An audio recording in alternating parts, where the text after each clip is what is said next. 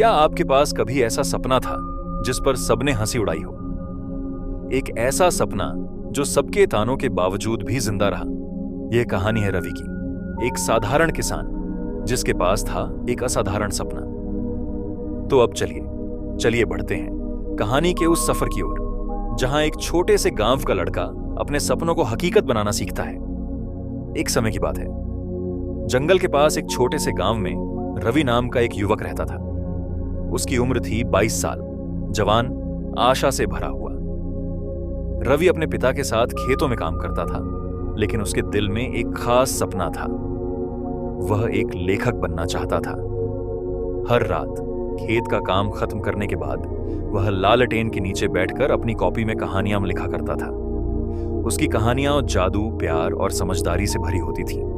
वह सपना देखता कि एक दिन लोग उसकी कहानियां पढ़ेंगे और उनसे प्रेरणा लेंगे। शुरू में वह इतना उत्साहित था कि उसने अपना सपना सबको बताना शुरू कर दिया, दोस्तों को, पड़ोसियों को, यहां तक कि बाजार में अजनबियों को भी। लेकिन प्रोत्साहन देने के बजाय लोग हंसने लगे। अरे, एक किसान लेखक बनना चाहता है, यह असंभव है, किसी ने कहा। समय बर्बाद मत करो, खेत में काम करो, दूसरे ने बोला। यहां तक कि उसके कुछ दोस्तों ने भी कहा, ऐसे सपने बेकार हैं, भूल जाओ। रवि का मन टूट गया। कई रातों तक उसने लिखना छोड़ दिया।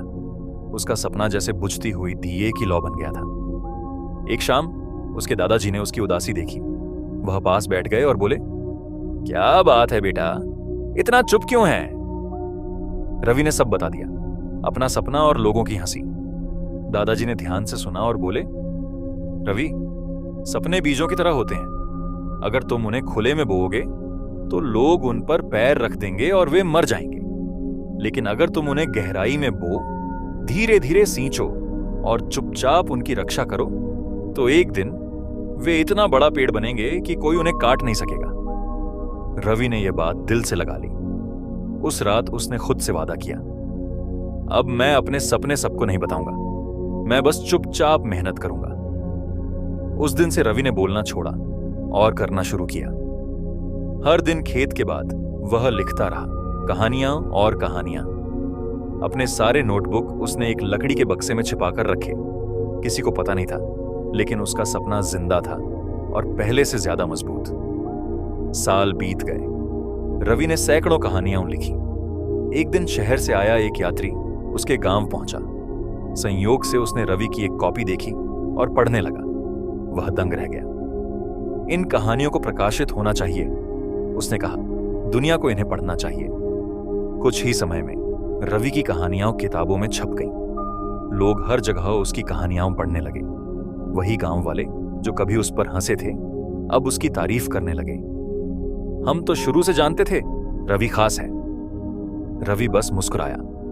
अंदर अंदर उसने अपने दादाजी के शब्द याद किए, सपने बीजों की तरह होते हैं, उन्हें सुरक्षित रखो जब तक वे मजबूत ना हो जाएं। तो याद रखो, अपने सपने सबको मत बताओ।